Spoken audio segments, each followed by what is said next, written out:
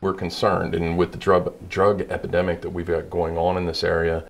Now at 11, a 9-month-old receives a dose of Narcan after an apparent overdose in Covington.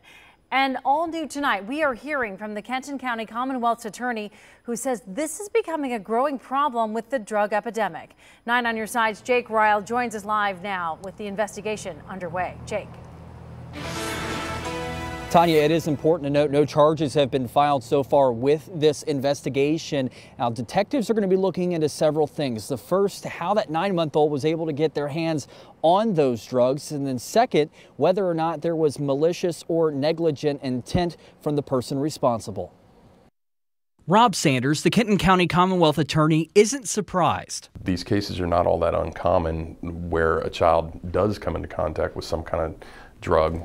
Scroll through Google and it's evident, link after link, each story an infant needing naloxone after a suspected overdose. Once a child starts crawling, much less walking, once they can get around, they can very easily come into contact with things that they shouldn't. A reminder for parents. Lock the knife drawer, you have to cover up your electrical outlets, all kinds of steps that parents take to make sure their kids are safe. Nationwide, the number of children admitted to hospitals for opioid overdose has doubled from 2004 to 2015. This case, another link, another story of another infant, a 9-month-old in Covington. Some cases where the drugs were in cars, and obviously cars, close quarters, and somebody try and hide the drugs from the police when they get stopped and throw them on the floorboard of the car, in the back seat of the car, and it's within reach of the child. Still, Sanders remains hopeful. So if you reach out to your police departments, I know that they normally get the reputation of arresting somebody first.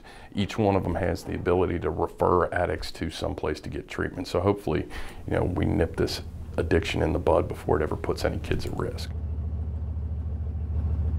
Now, as for the investigation, Sanders is hopeful that it will be completed within the next few days, but it might take a little bit longer if lab results are needed.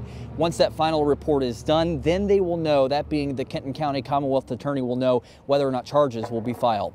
For now, reporting live in Covington, Jake Ryle, 9 on your